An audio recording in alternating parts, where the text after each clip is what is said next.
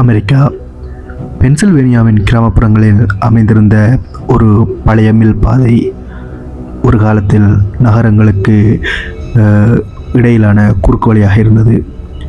ஆனால் பல தசாப்தங்களாக கைவிடப்பட்டதால் அது ஊசி இலை காடுகளுக்கு நடுவே சிதைந்து போயிருந்தது. யாரும் மனித நடமாட்டங்கள் இன்றி வெறித்தோடி போயிருந்தது. எலியாஸ் மற்றும் சாரா இருவருக்கும் அந்த பாதை மிகவும் பழக்கப்பட்டது. இது தவிர ஆள் நடமாட்டங்கள் இல்லாதால் அந்த பாதை அவர்களுக்கு மிகவும் பிடித்த பாதை. இருவரும் வெளி உலக இரைச்சல்களிலிருந்து தப்பிக்கவும் வார இறுதி நாட்களில் என்ஜாய் பண்ணுறதுக்கும், அதாவது சும்மா விளையாடுவதற்கும் அந்த 10 மைல் தூரத்தை அவர்கள் மிதிவண்டியிலேயே கடப்பது வழக்கம். ஆனால் இந்த பயணம் வழமையை போல் இல்லை. அதுதான் அவர்களின் இறுதி பயணம். என்ன நடந்தது பார்க்கலாம். இது தி டார்க் லெஜர்.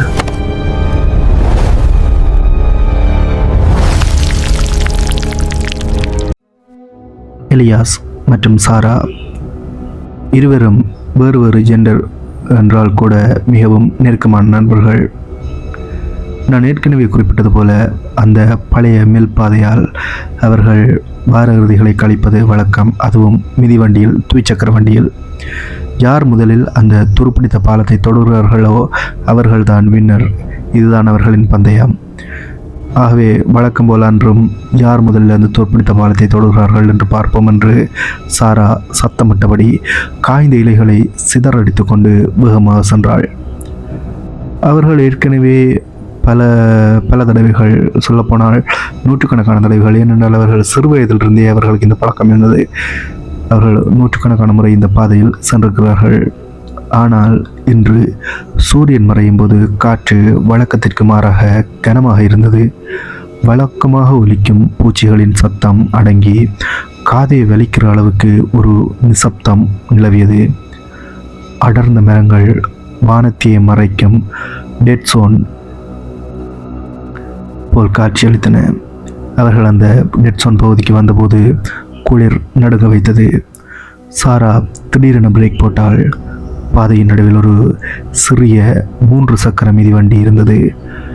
அழுகிய மற்றும் பழைய இலைகளுக்கு நடுவே அந்த சிவப்பு நிற வண்டி இப்போதுதான் கடையில் இருந்து வாங்கியது போல புத்தம் புதிதாக மின்னிக்கொண்டிருந்தது. அவர்கள் ஏற்கனவே அதை ஒரு லூப்பான பாதை போல் வைத்திருந்தார்கள். கிட்டத்தட்ட 1 மணி நேரத்துக்கு முன்னர் கூட அந்த இடத்துக்கு வந்திருந்தார்கள். அப்போது இது இங்கே இல்லையே எலி என்று எலியாஸ் ரகசியமாக கூறினான். திடீரென்று முன்னால் இருந்த இருட்டிலிருந்து கிளிக் கிளாக் என்ற சத்தம் கேட்டது. கிட்டத்தட்ட மிதிவண்டி சக்கரத்தில் அட்டை இசைக்கினால் வரும் சத்தம் போன்ற அந்த சத்தம் எல்லா திசைகளிலிருந்தும் ஒலிக்க தொடங்கியது. எலியாஸ் தனது மிதிவண்டியின் விளக்கை ஒளிர விட்டான். அது ஒரு பேட்டரியால் கனெக்ட் பண்ணப்பட்ட டயலைட் டைனமோ கிடையாது. ஆனால் அந்த வெளிச்சத்தை இருட்டு அப்படியே விழுங்கியது. அதன் பவர் அந்த இருட்டை விளக்குவதற்கு இருட்டை விளக்கக்கூடிய அளவுக்கு வெளிச்சமாக இருக்கவில்லை. எலியாஸ் மரங்களை பார் என்று சாரா மூச்சரைக்க கூறினாள். மரங்களின் தண்டுகளில் டஜன் கணக்கான மிதிவண்டி இருக்கைகள், அதாவது சீட்கள் ஆணி அடித்து வைக்கப்பட்டிருந்தன. மிகவும் வினோதமாக இருந்தன. பழைய தோல் உரிந்த இருக்கைகள் ஒரு சுருள் வடிவில் மரத்தின் உச்சி வரை நின்றிருந்தன. மேலே இருந்து திடீரென்று ஒரு நீண்ட வெளிரிய கரம் கீழே இறங்கியது. அது மனித கையை போல் இல்லை.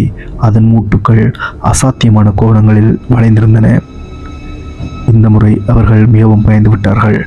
அவர்கள் தப்பித்து ஓட முயன்றனர். ஆனால் மிதிவண்டியை மிதிக்க முடியவில்லை. கீழே குனிந்து பார்த்தபோது தார் சாலையின் விரிசல்களிலிருந்து அடர்த்தியான தலைமுடி போன்ற கயிர்கள் முளைத்து அவர்களின் கால்களையும் மிதிவண்டி சக்கரங்களையும் இறுக்கிக் கொண்டன. அந்த கிளிக் கிளாக் சத்தம் இப்போது காதை பிளக்கும் இரைச்சலாக மாறியது. இருட்டிலிருந்து ஒரு உருவம் துருப்பிடித்த மிதிவண்டியில் வெளியே வந்தது. அதன் உடல் உறுப்புகள் உலோகத்தாலும் நரம்புகளாலும் பின்னி பிணைந்திருந்தது. அந்த உருவத்திற்கு முகமே இல்லை. அதற்கு பதிலாக வாயிருக்க வேண்டிய இடத்தில் வேகமாக சுழலும் ஒரு கியர் மட்டுமே இருந்தது. அந்த பாதாளமுடி சாராவை காட்டுக்குள் இழுக்க அவள் அலறினாள். எலியாஸ் அவளை காப்பாற்ற முயன்றான். ஆனால் அவன் நின்றிருந்த பாதை ஒரு இதய துடிப்பை போல் அதிரத் தொடங்கியது. அந்த பாதை வெறும் சிதைந்த பாதை அல்ல, அது ஒரு அரக்கனின் செரிமான பாதை. அந்த காடு அடிக்கடி அங்கே வரும் பயணிகளை உணவாக்கிக் கொள்கின்றது என்பதை அவன் மெல்ல உணரும் முன்பே இப்போது அவர்களை அது உணவாக்கிக் கொள்ள தயாராகிவிட்டது. அவர்களின் அலறல் சத்தம் நீண்ட நேரம் நீடிக்கவில்லை. மீண்டும் அந்த ஊசிலை காடுகளில் நிசப்தம் சூழ்ந்தது. இருட்டில் ஒரு மிதிவண்டி சக்கரம் மட்டும் கிளிக் கிளாக் என்று சுழன்று கொண்டிருந்தது. அடுத்த இலக்கை நோக்கி. இது தி டார்க் லெஜர்.